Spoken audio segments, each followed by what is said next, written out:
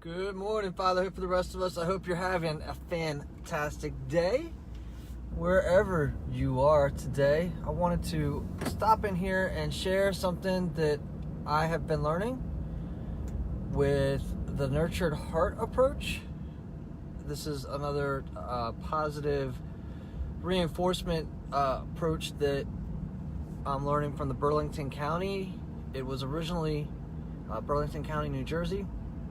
It was originally created to really work with group homes, and one of the statistics that the trainers were citing last night was the use of this type of training in Australia, group homes, where they had just a lot of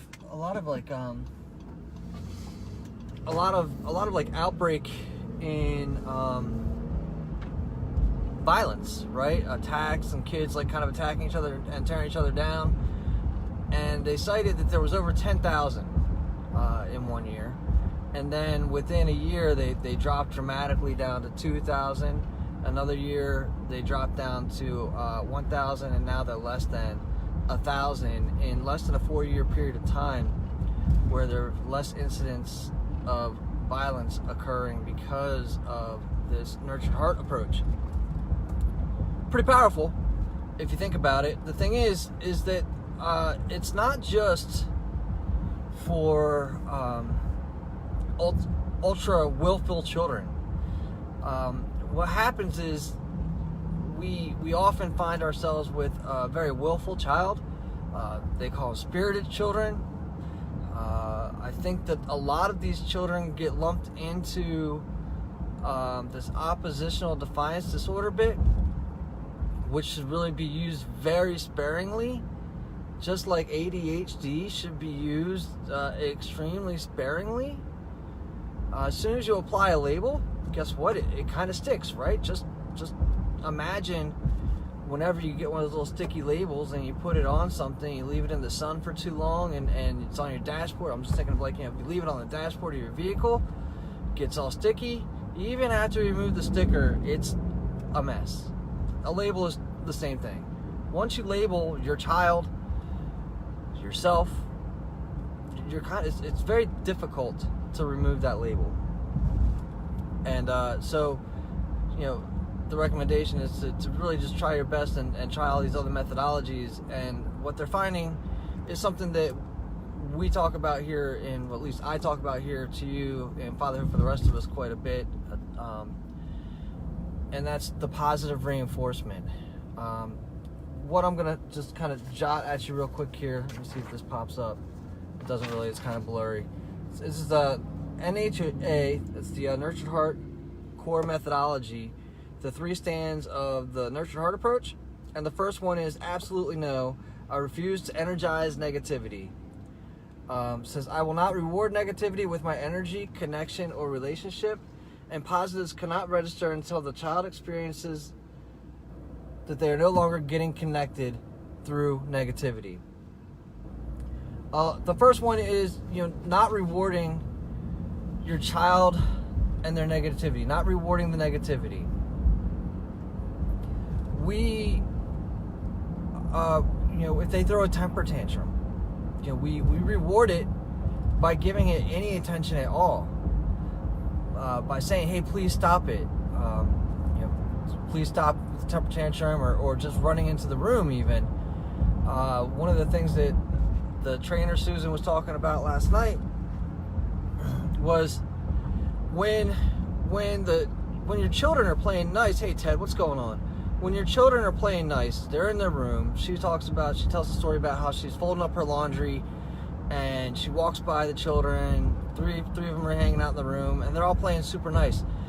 And as parents, we don't want to disrupt that. We're like, oh man, just keep doing what you're doing, and I'm gonna tiptoe around that, because I don't want you to stop just behaving nice and having a good time, because I'm trying to get shit done too as a parent. And then what happens ultimately is, like she says, she goes, hey, she's downstairs, she's folding the laundry, and next thing you know, the kids are causing a ruckus, they're beating each other up, they're screaming, they're yelling.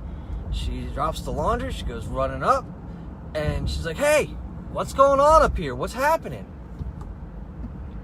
And what she's doing in this scenario is she's rewarding the negativity, right? She's feeding this negative, and it's not necessarily negative, but it's rewarding the things that you don't want to see happen in your life with your children. Now, she says that what she should have done, and one of the things that we talk about here, is you got to try to catch your children at their best, when they're at their best, or when they're doing something good. So she says, she goes, what should I have done?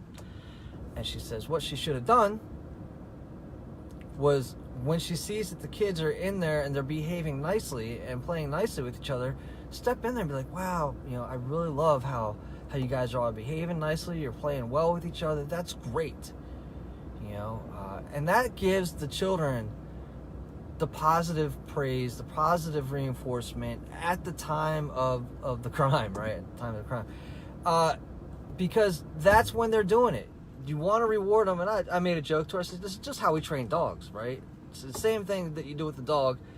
Is, I think, like all pretty much behavior, is that when they are behaving with the way that you like them to behave, let them know. Let them know. The flip side of that is, when they are doing something that you don't like. The one lady had an example last night of her great-granddaughter. Holy shit, the lady couldn't have been more than 60, so I don't even know. She talked about her granddaughter kicking the back of her seat in her car, right? And we've all been there, right? We've all been there. Kids are in the back of the car, and they're just kicking the shit out of your seat. And all you're trying to do is focus on the road. You're like, stop kicking the seat.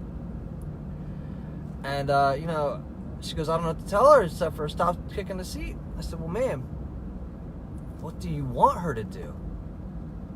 If you give her an image of kicking the seat,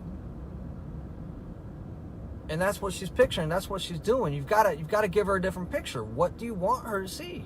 Because if you tell her stop kicking the seat, all she sees in her mind is her kicking the seat. Replace that image. What is the image that you can replace that with? What would you actually like her to be doing?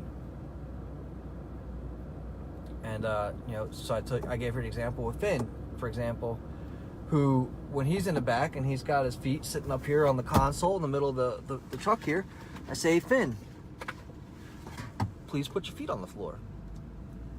And it's not easy, because our social conditioning, the way we were raised, most of us, is, hey, don't do this, don't do that. This is what I don't want you to do. But that doesn't help. That doesn't give us the picture of what is actually being requested. Okay, now, the video game theory part of all this is also just what I'm talking about here. Catch them doing what it is that they're doing right now. When you're playing a video game, we'll use Pac-Man for example. Everybody's played Pac-Man at least once. When you go get the power puck, for example, it makes a noise immediately. It's like it's like Pavlov's whistle, because it's like whoop, whoop, whoop, whoop, whoop. You power up, you get excited. You know that when you go and you eat that power up, you're gonna get that noise. You're gonna power up. You're more powerful than the ghost. You get a ghost, it blinks and does like fun things, and you get rewarded for it. It's instantaneous, it's immediate. You know what the rules are. Are your children, do they know what the rules are specifically? Do they change? Do they vary? If so, like how? Is there an actual schedule? I'm not the best at this, but this is something that I've seen at our house that works super effectively. Create the schedule. It may not work right away. It may take a month or so. But if you stick to it, and everybody knows what the rules are, and the rules don't change, it works. And the same thing, reward them at the time of the behavior. The kids go to sleep without you asking, and get in their room and get everything done without you asking. Be like, man, that was so, Finn, Liam, that was so awesome. You guys went to bed. You were already ready before I got up here to put you guys down.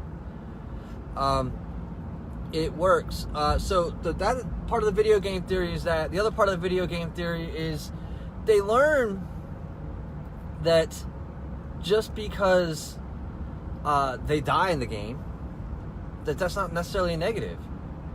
They learn that, you know, all right, I made it this far in the game, and I died, but here's how I died. I can learn from my mistakes. There's really no harm, no foul. It wasn't painful. And I get right back up and I get to keep trying again. So that's a good part of the video game theory. And they know that if they get to the end of the game, they have the opportunity to start again. So the video game theory, again, guys, is, you know, the rules are already established. The rewards are instantaneous at the time of the activity. At the time of the activity. And they know that there's a kind of a goal in mind, right? And they know that at the end there's a consequence, right? And this is the thing that pains me. A consequence can be good or bad. There is a consequence to the end of every game. You either beat the game or you don't. So the consequence is you beat the game or you don't. And the same thing is going to happen with your children if they are behaving and you catch them doing it. You know, just try to reinforce that type of behavior. And again, don't reward the negative behavior. You want to try and catch them doing the good behavior at the time they're doing it. And you also want to be specific. Don't just be like, hey, that was really great. You were really great today. Okay. What specifically made your child great today? What specifically did you catch them doing that you really liked? And they will call bullshit on you. Your children will 100% call bullshit on you because they know that, like, they know. All right. So, and I learned this from my aunt, who was a special ed teacher. You got to be honest. You got to be honest. You got to be sincere, and you got to be specific. So that one is stand 1. And guys, during the rest of the week, I'll go through the rest of the Nurtured Heart core methodology, the 3 stands. You can look it up yourself. It's very cool. The website that's showing on this one here is childrensuccessfoundation.com. And this has been Absolutely No. I refuse to energize negativity and the video game theory. Talk to you guys later.